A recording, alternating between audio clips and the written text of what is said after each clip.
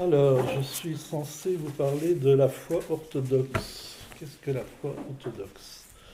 Je crois qu'il faut toute une vie pour aborder ce sujet. Alors, en trois quarts d'heure, ce sera à l'Esprit Saint de transmettre ce qu'il veut.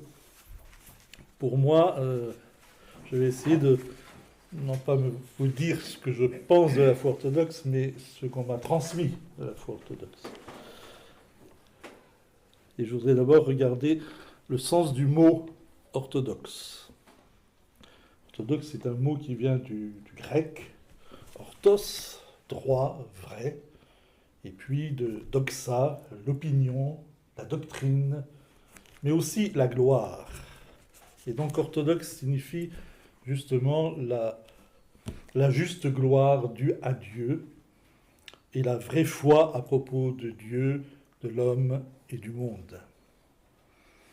La vraie foi, c'est-à-dire celle qui est conforme à la révélation donnée par Jésus-Christ et reçue par les apôtres dans l'Esprit Saint et par leurs successeurs, puisque vous le savez, les apôtres ont reçu, mais ils ont transmis ensuite aux évêques jusqu'à nos jours. Par extension, lorsqu'on parle de l'orthodoxie, on désigne l'Église orthodoxe comme porteuse de la plénitude de la foi reçue des apôtres. Et comme le rappelle le père Serge Bulgakov, qui est un grand théologien du début du XXe siècle, l'Église du Christ n'est pas une institution. Il faut prendre vraiment ça comme base. L'Église du Christ n'est pas une institution, mais une vie nouvelle avec le Christ, dans le Christ, mue par l'Esprit Saint. Donc le mot orthodoxie suggère que le comportement, la juste glorification, ne saurait être séparé de la pensée, de l'intégrité de la foi. Il ne faut rien connaître à l'histoire et à la nature de l'Église pour reléguer l'orthodoxie en Orient et le catholicisme en Occident. C'est une équivoque complètement irrecevable. Pourtant, elle existe aujourd'hui alors que on a appelé l'Orient orthodoxique depuis le XVe siècle. Donc c'est une façon de parler très tardive. Dans le credo, je crois en l'Église une, sainte, catholique et apostolique. L'exigence donc de l'Église orthodoxe est d'être une Église non pas exotique, orientale, mais simplement chrétienne, une Église catholique. Pas une Église catholique romaine, bien sûr, mais une Église catholique de foi orthodoxe. Là aussi, il faut regarder un peu les mots. La dénomination catholique provient du grec katholon, selon le tout, ou dans sa plénitude. L'Église est catholique quand elle est dans sa plénitude, quand elle est selon le tout, peu importe le nombre de membres de l'Église qui sont là. C'est l'Église catholique. Ce matin, nous étions l'Église catholique.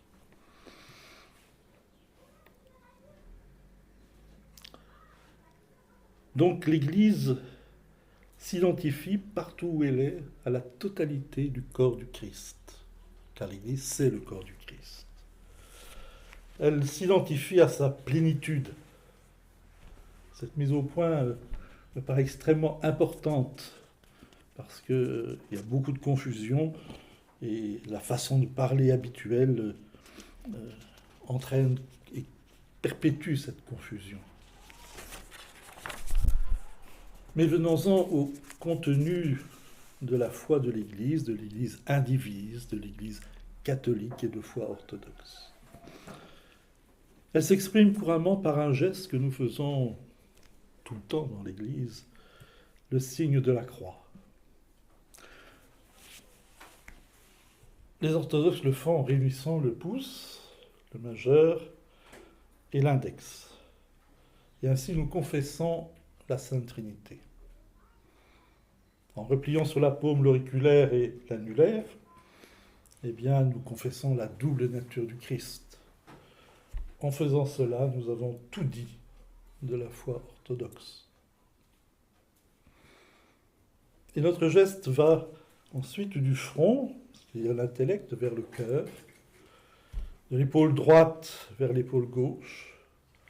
Et le mouvement vertical peut symboliser le Père dans son essence créatrice. Et alors le côté droit, c'est le Fils, le côté gauche, c'est l'Esprit Saint.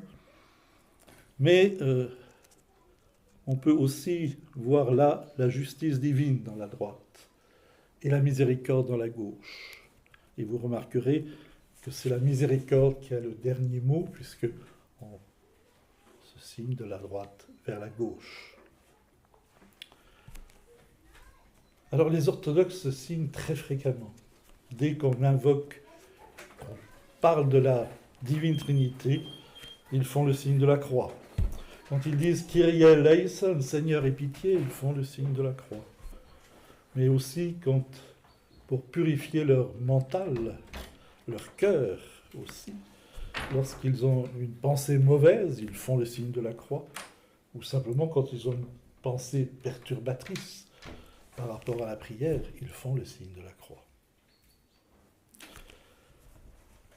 Le symbole de la foi, le fameux credo, dit « Je crois en un seul Dieu, le Père Tout-Puissant, Créateur du ciel et de la terre, et de toutes les choses visibles et invisibles, et en un seul Seigneur Jésus-Christ, Fils unique de Dieu, né du Père avant tous les siècles, lumière de lumière, vrai Dieu de vrai Dieu, engendré, non créé, consubstantiel au Père, par qui tout a été fait. Et en l'Esprit Saint, Seigneur qui donne la vie, qui procède du Père, qui est adoré et glorifié avec le Père et le Fils, qui a parlé par les prophètes. Voilà, développer toute la pensée de ce signe de la croix que nous faisons en joignant les 3 doigts et les 2 doigts. Et donc on voit dans ce début du symbole de la foi qu'un chrétien ne peut se contenter d'être un homme qui croit en Dieu, point barre. Le déisme, position philosophique de ceux qui admettent un créateur, voire un justicier, est tout aussi éloigné de la foi orthodoxe que peuvent l'être l'agnosticisme ou certaines manières de se déclarer athée. Cette conception d'une divinité lointaine, froide, vague, fait obstacle, en fait, à la foi catholique et au juste comportement doxologique, autrement dit au comportement orthodoxe. La foi catholique orthodoxe est toujours trinitaire. À ce sujet, il s'agit de savoir si l'on croit personnellement en surface ou en profondeur. Si la vérité de Dieu nous intéresse à fleur de peau ou si elle nous prend tout entier dans nos tripes. S'il est question de spéculation abstraite ou d'un problème de vie ou de mort. S'il s'agit de la vie ou de la mort, nous serons nous-mêmes ceux que nous croyons, et Dieu lui-même se révélant à nous. Cela concerne donc tout notre être, ou si l'on veut, notre ontologie, si on veut parler savant. C'est-à-dire ce qui se rapporte à notre être, à la façon dont nous sommes, à ce pourquoi et comment nous sommes qui nous sommes. C'est que nous allons essayer de voir comment cela se passe. En chacun de nous s'opposent continuellement 2 réalités qui peuvent sembler contradictoires, voire inconciliables. D'une part, chacun est pleinement soi-même, c'est-à-dire nous ne sommes pas un autre, nous sommes nous-mêmes. Nous disons « je » ou « moi ». Et c'est une manière irremplaçable et unique d'être. D'autre part, nous ne pouvons exister sans les autres. Nous sommes chacun les autres autant que nous sommes nous-mêmes. Et nous disons nous ou nous tous, n'est-ce pas? C'est une deuxième réalité qui est aussi intense que la première et à l'expérience de laquelle nous n'échappons pas. Il y a je, il y a les autres.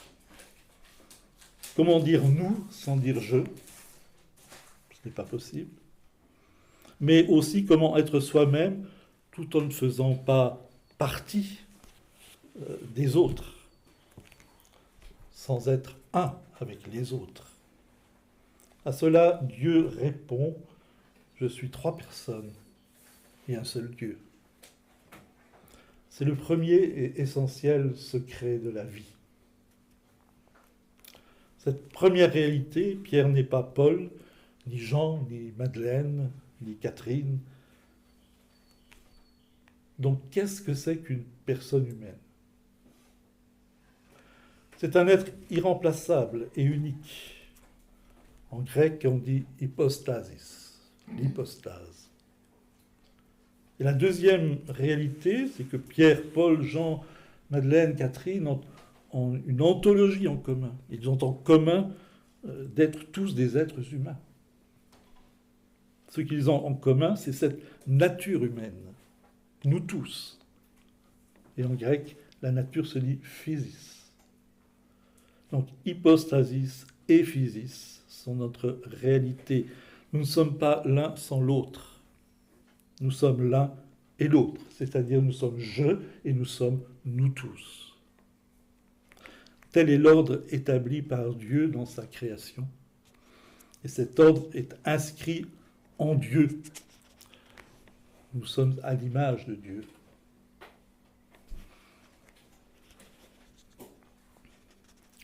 Donc, nous ne pouvons acquérir la connaissance de l'homme qu'en commençant à considérer Dieu, tel qu'il se révèle à nous dans le contenu de la foi. Notre intelligence d'homme, notre connaissance de nous-mêmes, valent ce que vaut notre réception de la révélation trinitaire. Quand le credo dit « créateur du ciel », cela veut dire « créateur de chacun des anges », de toute la nature angélique. Quand il dit « et de toute la terre », cela veut dire de chacun des hommes, de toute la nature humaine. Or, qui est Dieu? Dieu est d'abord le Père. Je crois en un seul Dieu, le Père. C'est la source de la divinité. Les théologiens orthodoxes parlent de monarchos, seule source.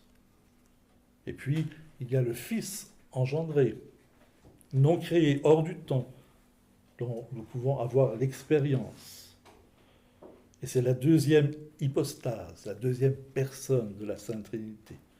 Et enfin, l'Esprit Saint, troisième hypostase, procède du Père. Le Saint-Esprit procède du Père seul. Alors, où réside l'unité en Dieu? Eh bien, dans le Père. De qui est engendré le Fils? Du Père. De qui procède l'Esprit? Du Père. Père, Fils et Saint-Esprit sont une seule et même substance divine, une seule et même essence divine, une même nature divine, un seul Dieu. Et nous disons, gloire à toi, Père, Fils et Saint-Esprit, gloire à toi. Nous ne disons pas, gloire à vous, mais bien gloire à toi. Devant ce premier et essentiel secret de la vie, les mots humains à l'image de l'espace limité et du temps qui commence et qui finit, ces mots humains trébuchent, c'est bien évident. Ils s'avouent rapidement vaincus. Nous touchons ici les limites de l'intelligence créée.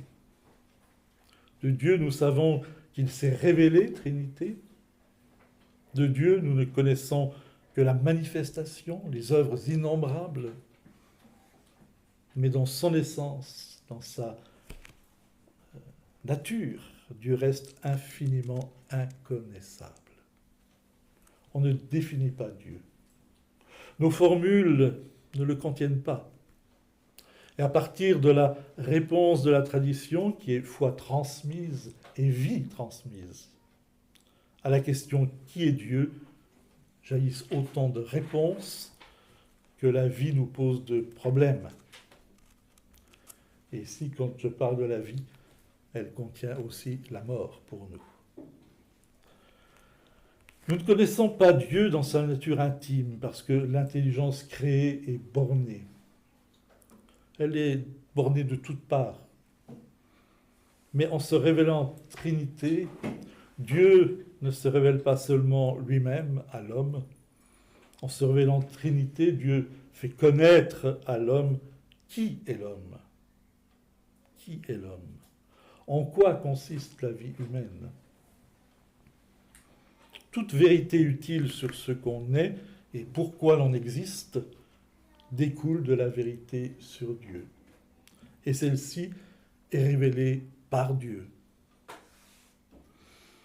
Créé image de Dieu, l'homme est donc personne et société, hypostase et nature, un et plusieurs, et ceci inséparablement. Mais alors en quoi, me direz-vous, consiste la vie humaine? Eh bien, c'est à atteindre la ressemblance de Dieu en étant pleinement personnel, tout en faisant un avec Dieu et avec les autres hommes. Créé par Dieu, source de toute vie, chaque être humain a pour fin sa dilatation sans limite, ontologique, personnelle, dans l'amour de son Dieu vivant qu'il appelle par son nom. Créé par Dieu, source de toute vie, tous les êtres humains, nature et société, ont pour fin la communion. Personne pleine et entière, communion pleine et entière. Telle est la première loi de la vie. Et elle découle de la révélation trinitaire.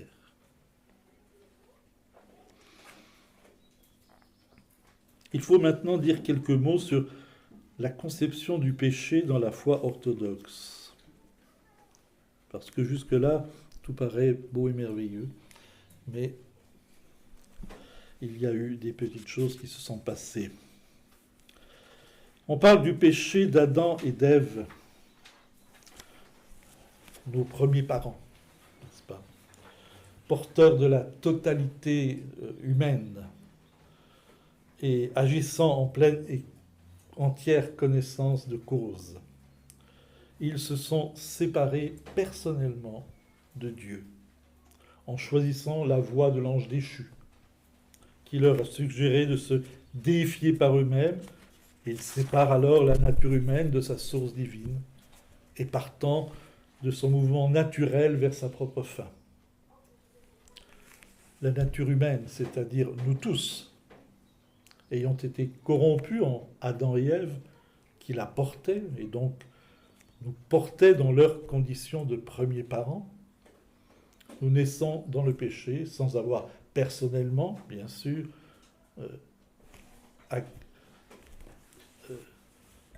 entré dans cette séparation. Donc le péché, c'est la séparation, avant tout. Et au moment du baptême, d'ailleurs, le prêtre, au nom de l'Église, dit aux catéchumènes, considère que toute la création est suspendue sur l'amour de Dieu et l'amour du prochain. Par contre, la séparation d'avec Dieu et la haine du prochain amènent la ruine. Si tu veux parvenir à la vérité et à ton salut, aime le Seigneur ton Dieu de tout ton cœur, de toute ton âme et de tout ton esprit, et ton prochain comme toi-même. Sois prêt à renoncer à l'esprit de division et ouvre ton cœur à l'Esprit Saint. Par le péché, séparation de l'homme d'avec Dieu, commence la logique des séparations en chaîne. Et c'est ce en quoi consiste le monde du péché, le monde historique dans lequel nous naissons. Créé potentiellement immortel, l'homme se sépare d'abord en lui-même. et c'est la mort.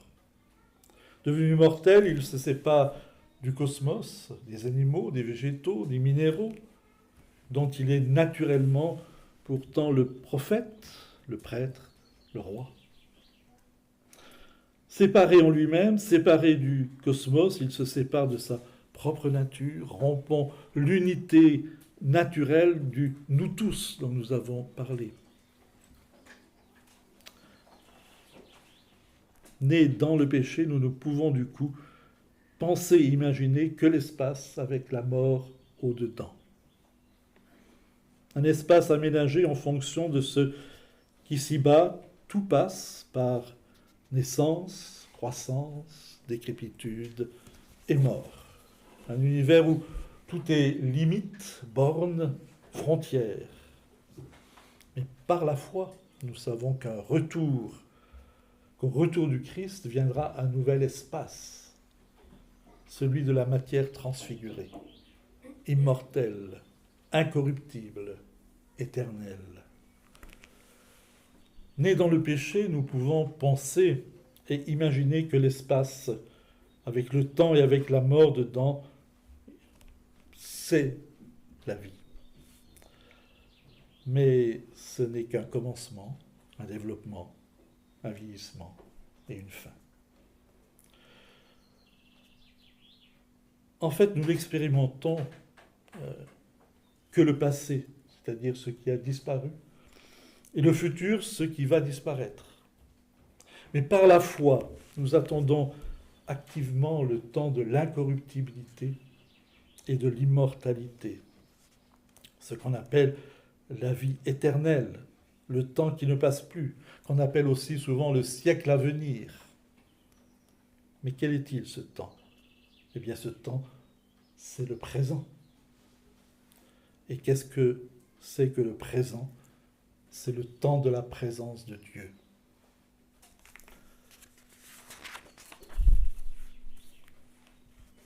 On parle d'individus et de personnes.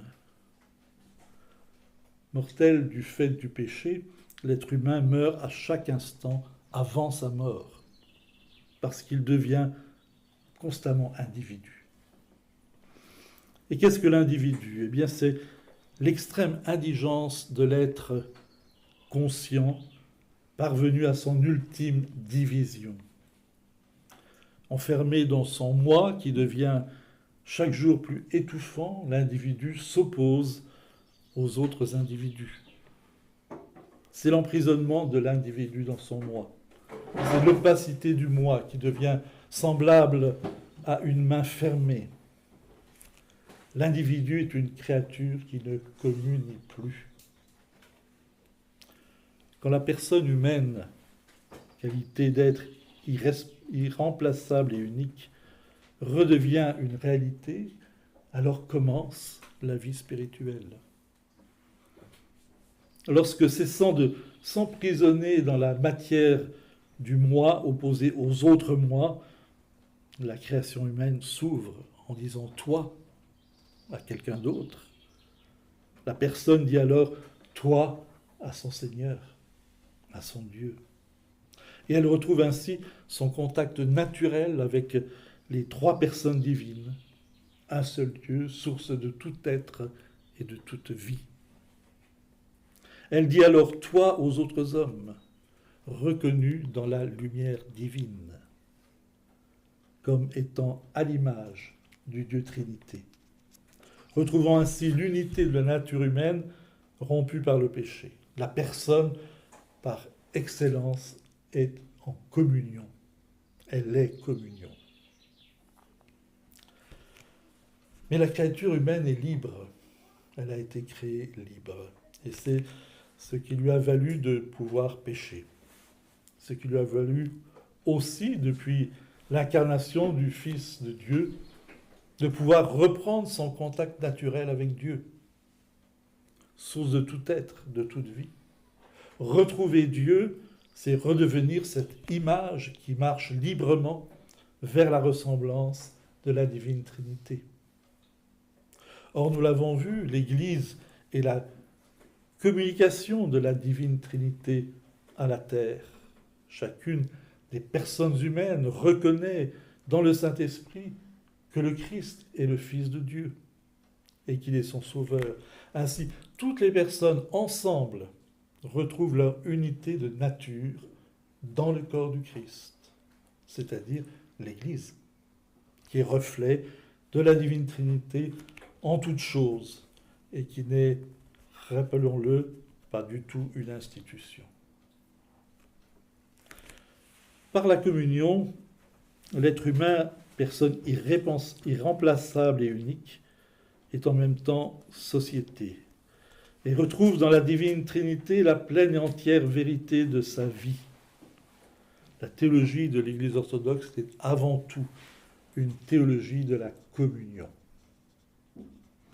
Ce trésor, nous le portons en des vases d'argile pour qu'on voit bien que cette extraordinaire puissance appartient à Dieu et ne vient pas de nous, dit saint Paul aux Corinthiens.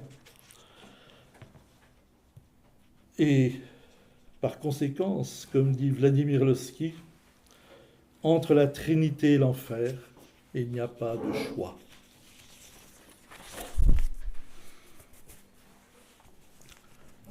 Je voudrais maintenant aborder le chemin de l'image à la ressemblance que nous venons d'aborder à travers la liturgie, car elle est centrale dans la vie et la foi orthodoxe. Tout d'abord, là aussi, que signifie le mot liturgie ? Cela veut dire œuvre de tous, œuvre faite en commun, prière du peuple. Sans liturgie, la prière humaine s'enferme dans l'homme incomplet, amputé, éloigné de sa plénitude. Nous l'avons vu, on ne peut pas être je sans être aussi nous tous. L'être humain en route vers Dieu n'atteint le port que dans la communion.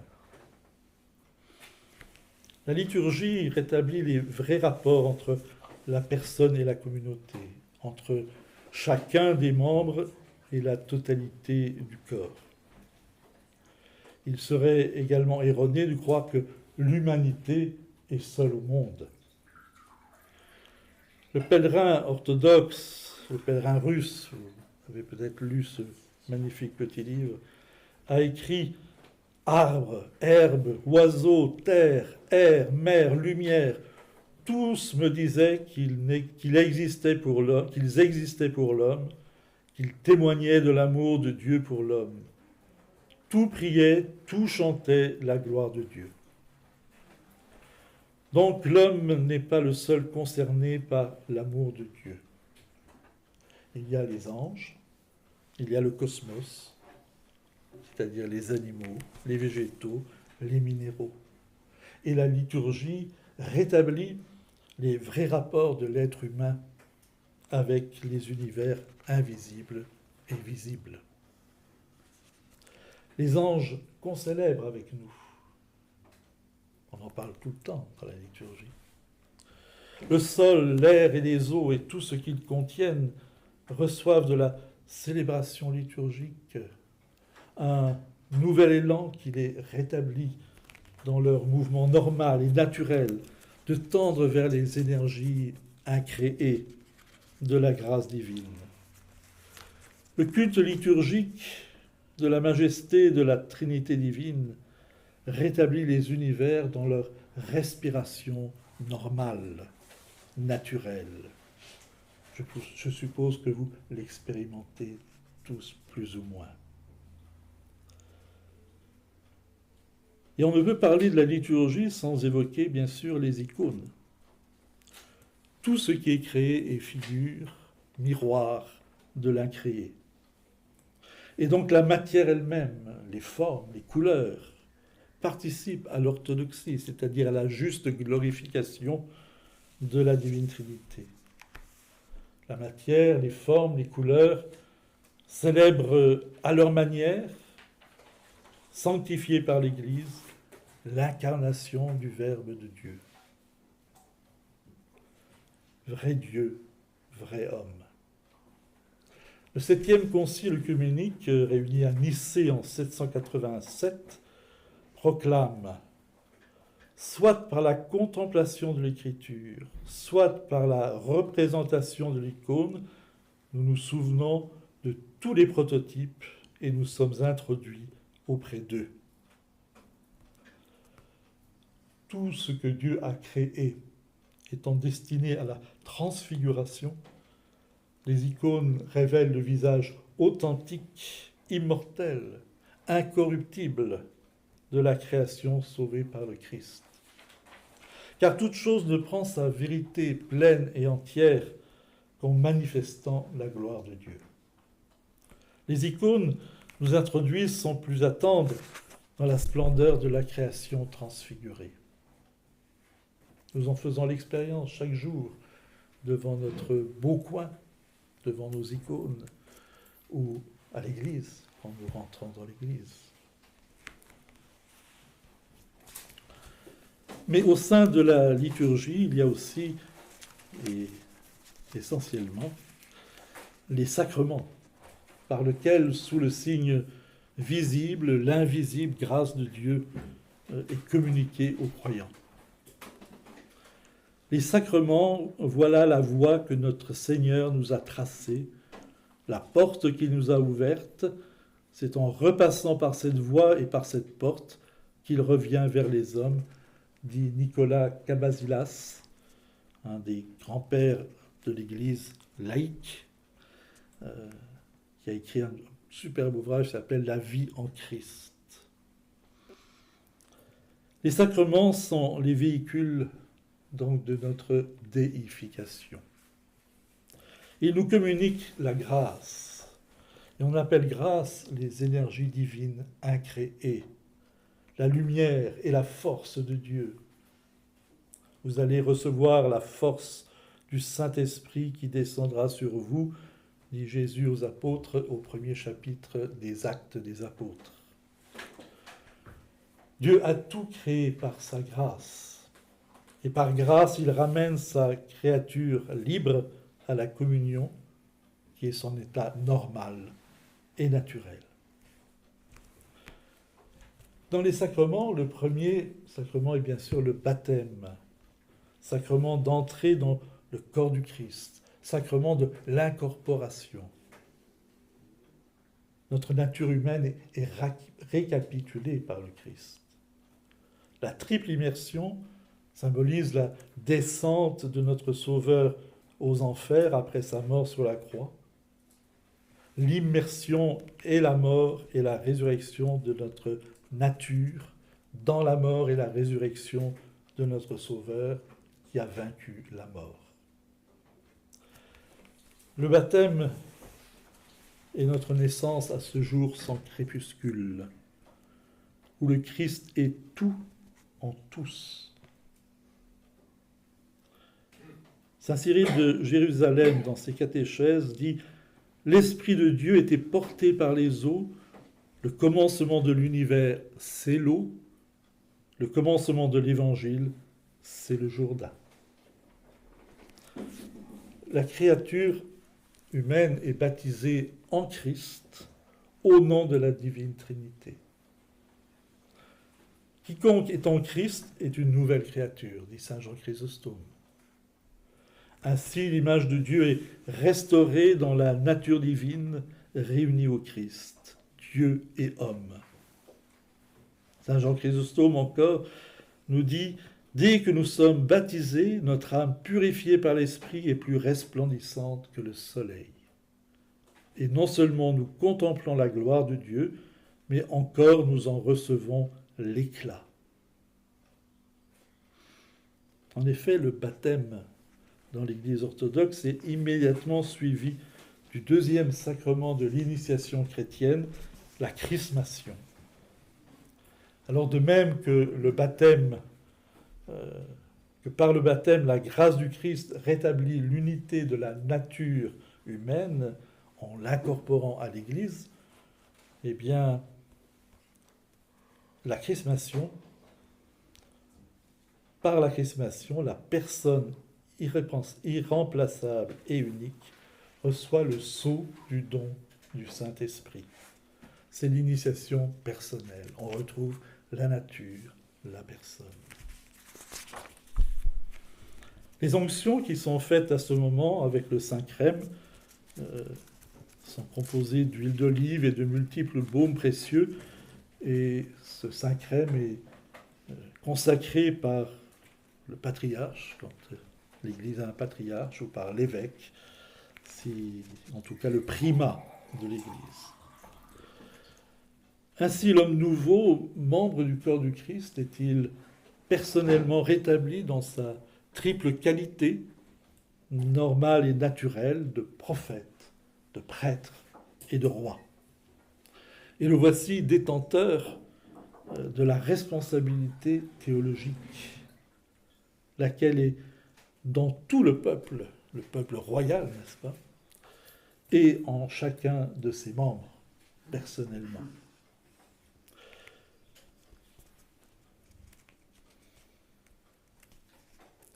Donc le baptême incorpore au Christ, il rétablit notre unité de nature dans le Sauveur, et la chrismation consacre en nous l'hypostase, la personne, l'être irremplaçable et unique, celui que Dieu appelle par son nom.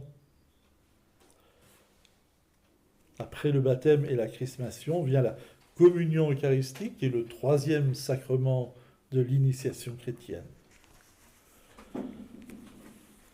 Soulignons que le corps et le sang du Christ ne sont pas donnés dans l'Église en récompense à quoi que ce soit, mais en nourriture.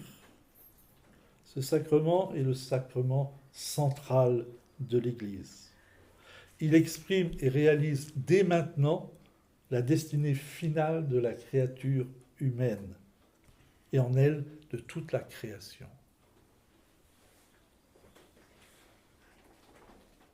Je suis obligé d'aller vite. Autre sacrement, le sacrement du mariage. Juste dire avec saint Jean Chrysostome que l'homme et la femme ne sont pas deux, mais un seul être. Dire aussi avec saint Paul que le modèle du mariage est l'union conjugale du Christ et de l'Église, c'est-à-dire du Christ et de toute la création. Chacun de nous est rétabli par l'initiation chrétienne dans sa triple qualité de roi, de prêtre, de prophète. Le peuple royal est donc un peuple de prêtres. Cependant, certaines fonctions sacrées que le Christ a confiées aux apôtres et à leurs successeurs requièrent l'ordination spéciale de quelques personnes, évêques, prêtres, diacres. C'est ce qu'on appelle la prêtrise d'ordre, le ministère. Tous les baptisés sont prêtres, mais quelques-uns reçoivent une charge, un ministère sacramentel au service des autres, pour lesquels ils sont délégués par le peuple lui-même, qui donne son axios pour célébrer avec lui, le peuple, la divine liturgie.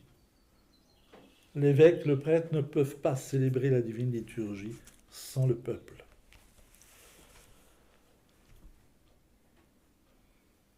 Parmi la charge du prêtre, de l'évêque,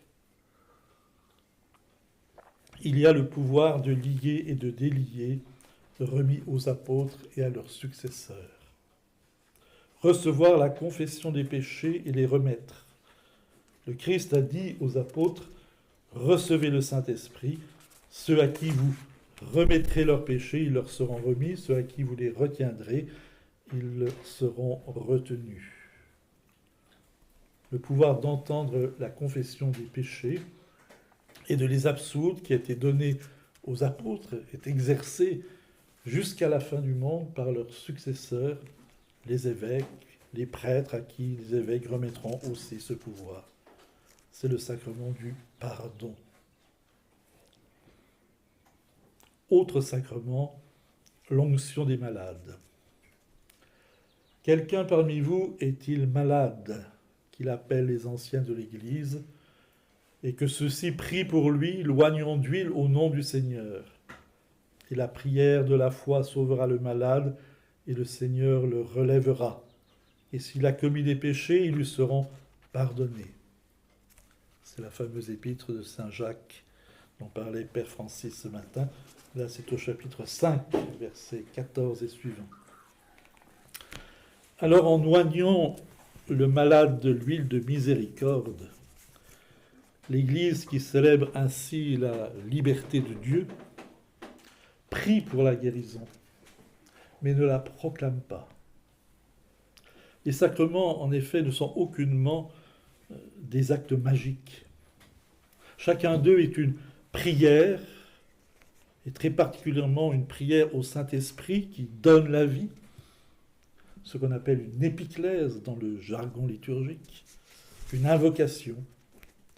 C'est l'Esprit Saint, bien sûr, et pas l'homme ordonné, qu'il soit évêque ou prêtre, qui réalise le sacrement.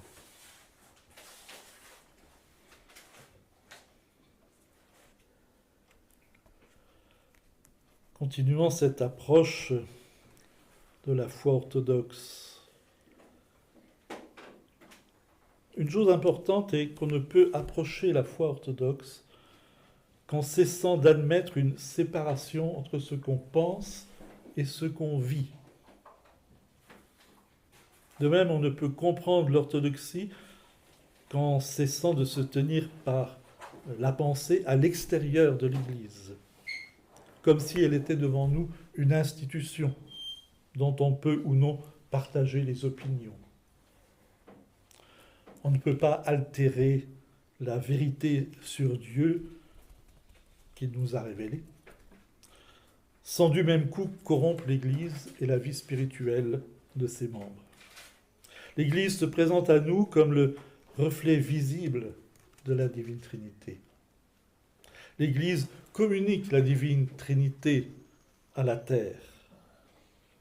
Or, chaque fois qu'un homme appelle Dieu son idée de Dieu, il se fabrique une idole, un faux Dieu. Il ne se sent plus chez lui dans l'Église, il est, comme l'écrit l'apôtre Paul, à l'étroit dans son cœur. En fait, la vérité sur Dieu est inséparable de tout ce qu'on peut désigner par le mot « vie ». Il ne faut donc pas prendre les dogmes pour des formules abstraites, inventées par des hommes. Ça me fait penser à un célèbre livre qui voulait dire « Comment Jésus devient homme ». Les dogmes chrétiens n'ont rien de commun avec ces formules abstraites inventées par les hommes. Ils n'ont rien de commun avec cette sclérose de la pensée qu'on appelle le dogmatisme. Et vous remarquerez peut-être qu'il y a pas mal de dogmatisme dans l'athéisme. Mais regardons ce qu'est un dogme pour l'orthodoxie.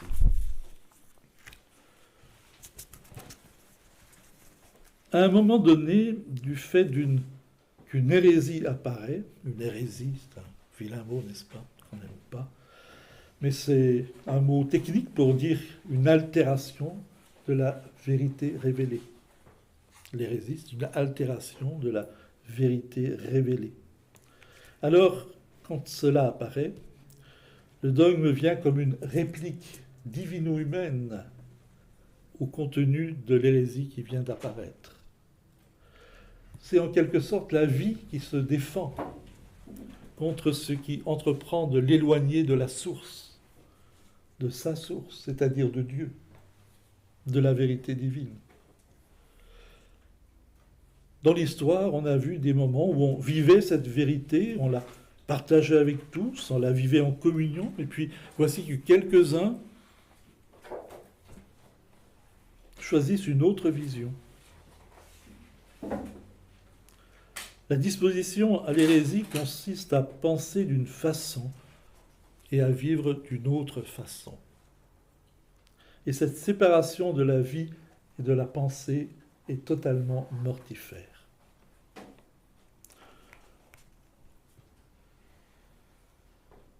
On n'a pas l'Église devant soi comme un édifice sociologique devant lequel on passe. On n'a pas la foi devant soi comme une opinion à laquelle on adhère en tout, en partie, en passant. Un chrétien entre dans la vérité comme il entre dans l'Église, comme un marin entre dans son bateau. La vérité reçue pose un problème de vie ou de mort. Je mets devant toi la vie et la mort, choisis la vie, nous dit l'Écriture. Soit on est dans la vérité et alors on devient vivant, ou bien on est hors de la vérité et on passe à côté de la vie. Le Christ transmet aux apôtres toute la vérité utile au salut de la création. Toutes les vérités qui nous font voir en quoi consiste le salut et par où il passe. Tout ce qu'il faut croire et vivre pour être sauvé.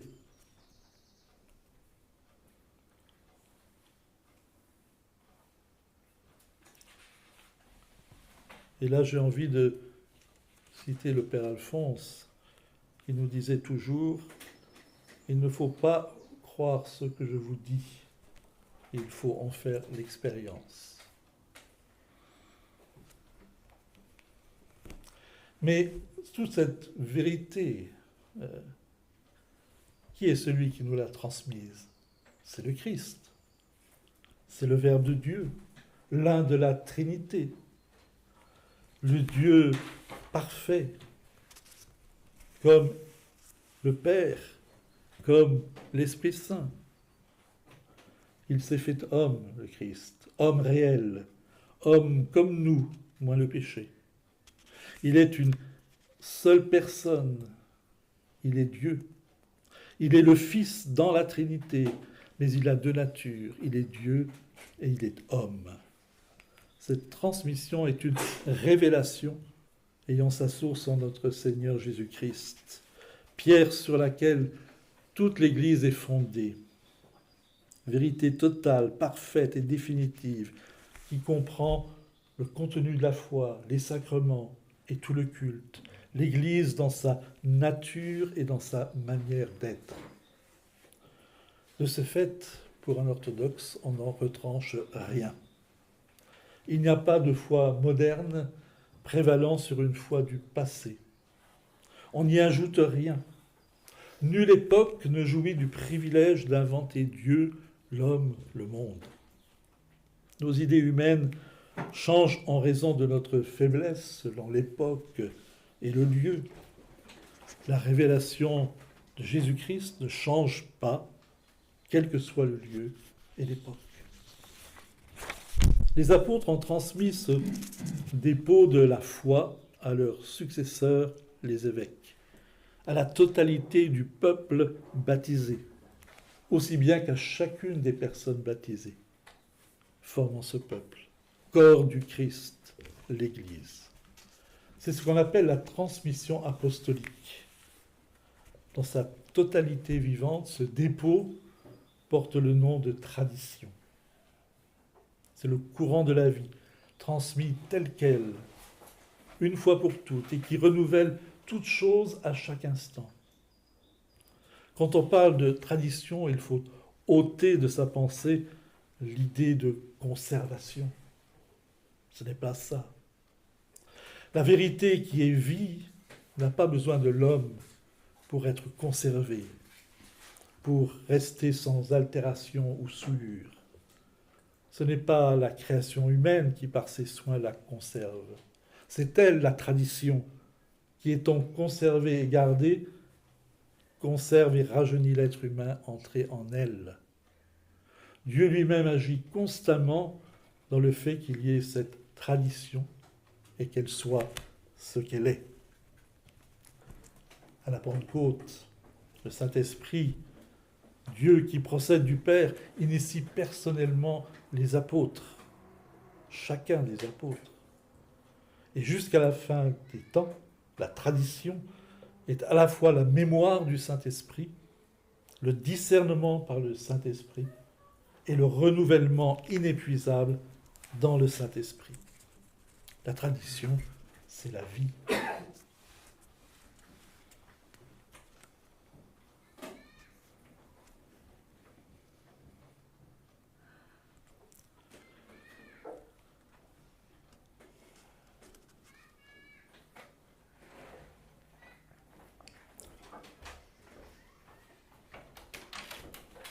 Je vois que l'heure tourne, donc je vais essayer d'avancer. Dans cette tradition, il y a donc le dogme dont nous avons parlé, il y a aussi le canon.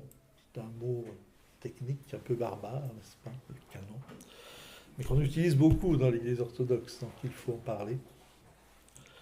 Le canon, le mot canon désigne un instrument de mesure ou un bâton sur lequel on s'appuie pour marcher. Et dans le langage de l'Église, le canon est une règle, mais ce n'est pas une norme comparable aux articles du Code civil ou pénal, avec leur jurisprudence. Non, le canon, c'est normalement une règle d'harmonie. Harmonie de l'homme particulier ou en groupe avec Dieu. Harmonie de la terre avec le ciel. Harmonie du créé avec l'incréé. Harmonie entre églises locales. Harmonie de chacun les uns avec les autres. Tout cela se mesure avec l'intelligence éclairée par la grâce et repose d'abord sur un solide bon sens. Les hommes sont comme ils sont, et Dieu les aime comme ils sont. Et tout s'ordonne pour cultiver leur chance d'aimer Dieu et de le servir droitement, orthodoxement.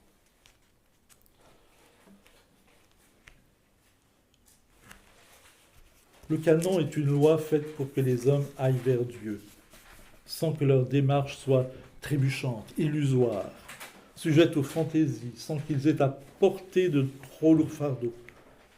Ainsi, les canons font eux-mêmes partie de la foi transmise, ils prennent place dans la tradition, dans la vie transmise. Mais discerner n'est pas toujours facile. Les uns disent la règle avant tout, et ils ont tort. La règle n'est jamais absolue. Le Shabbat est fait pour l'homme et non l'homme pour le Shabbat, dit le Christ. D'autres disent, continuons de faire comme si rien n'avait changé dans notre existence. Ils ont tort. La règle n'est pas aléatoire. D'autres disent à propos de ce qui bouscule nos habitudes, eh bien, trouvons la règle d'harmonie de la situation nouvelle. Ce sont eux qui ont raison. C'est l'attitude orthodoxe.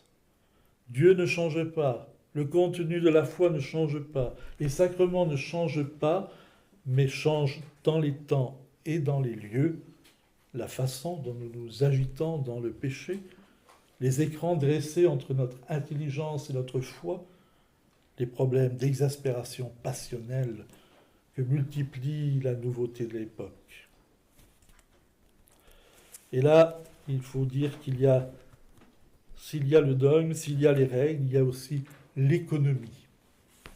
Une chose extrêmement importante dans la vie de l'Église. Dieu, pour nous sauver, nous prend là où nous sommes, là où nous en sommes par rapport au mystère de son amour. Dans une existence avec la mort au-dedans, rien de ce qu'on essaie de vivre n'est fixe, n'est définitif, ni absolu. La fixité, qui est une anomalie du comportement humain, conduit au blocage et à la mort, on le sait. La hâte de faire du définitif conduit au remplacement de la tradition par un pesant système d'habitude. La fausse absolutisation conduit à l'idolâtrie. Et donc la vie est toujours au-dessus de la règle. Oui, dans l'Église orthodoxe, la vie doit l'emporter sur la règle. Ce n'est pas toujours le cas, bien sûr, mais c'est la visée.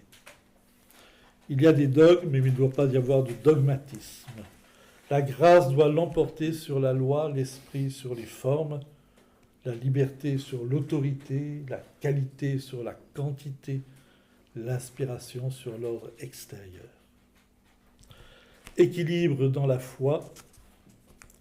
Un orthodoxe sait qu'on n'atteint pas la vie spirituelle en négligeant la qualité du dogme, qu'on n'atteint pas la grâce en se passant de la loi, qu'on n'est pas spirituel en refusant de préciser les formes, que la liberté ne vient pas du rejet de l'autorité, et qu'on ne parvient pas à s'épanouir en échappant à l'ordre tel que Dieu nous l'a donné.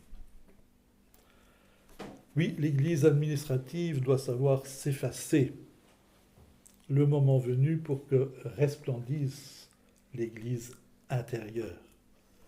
Mais la réalité de cette dernière n'affirme en rien la nécessité d'une Église administrative, d'une institution. Donc en l'Église, corps du Christ, nous vivons les deux natures, la nature divine et la nature humaine. Le but de notre vie est la déification par la grâce. Mais nous sommes des créatures libres. Dieu lui-même ne s'impose pas.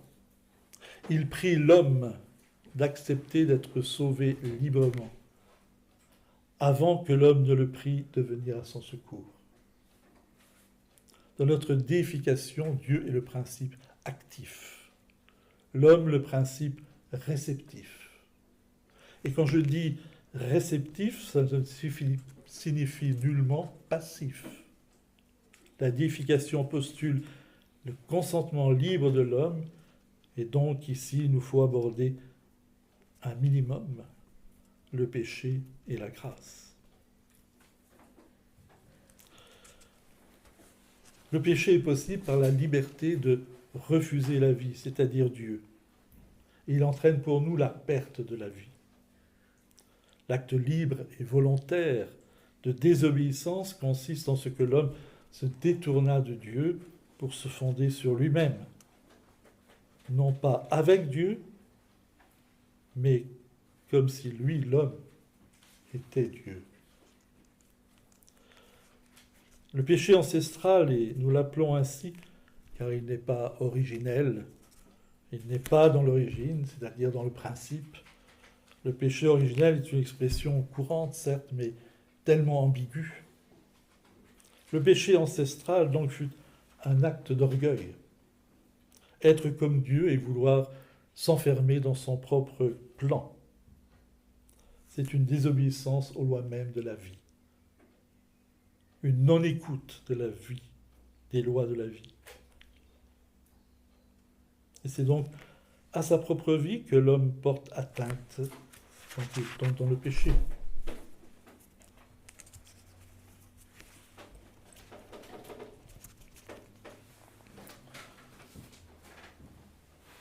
Le péché réside non pas dans la chair de l'homme, mais dans les profondeurs de sa nature métaphysique. Et c'est l'esprit humain qui, par orgueil, a introduit le désordre et la mort dans l'humanité et dans le cosmos, faisant apparaître l'espace-temps de la mort, le monde historique, le monde du péché. Saint Isaac le Syrien nous dit qu'il est plus important de connaître son péché que de ressusciter les morts. Il est plus important de connaître son péché que de ressusciter les morts. Et le repentir dont on parle souvent dans l'Église, c'est voir l'écran que le péché a tissé entre l'homme et Dieu. Et c'est en avoir mal aux tripes. Or, comme Dieu veut le salut de tous, il ne dépend que de l'homme de répondre à l'appel divin. Le problème du péché n'est pas du tout un problème de peines à subir, éternellement ou temporairement, plus ou moins longtemps. Car la justice de Dieu n'est pas la colère divine, elle consiste en ce que Dieu accorde à chacun ce qu'il a désiré. Tout dépend alors de la direction que l'homme imprime à son désir, c'est-à-dire à sa vie. Il choisira la vie en choisissant Dieu, il choisira la mort s'il choisit la séparation d'avec Dieu, c'est-à-dire le péché. Et la rédemption consiste en notre libération de la mort par le Christ, qui est devenu homme pour vaincre la mort par la mort. C'est une restauration de la nature humaine. Et en ce sens, il s'agit bien d'une nouvelle création. C'est un retour de l'homme vers Dieu par la croix et la résurrection du Sauveur. Le salut n'est absolument pas concevable sans la destruction de la mort, sans la destruction de la damnation dont on parle trop souvent. Le Christ, pour aller nous arracher du néant, va lui-même jusqu'à la mort, mais il y va pour la détruire, pour rentrer dedans et la faire éclater, et nous amener à cette mutation de la nature humaine dans la résurrection glorieuse. Car si nous sommes un en Christ, si nous sommes l'Église, corps du Christ, nous sommes donc tous ressuscités en Christ. C'est pour que la nature humaine devienne Dieu, ce qu'on appelle la déification, en toute liberté et par la grâce, que Dieu s'est fait homme. Et il est allé jusqu'à vivre notre expérience de la mort pour nous ressusciter dans sa résurrection.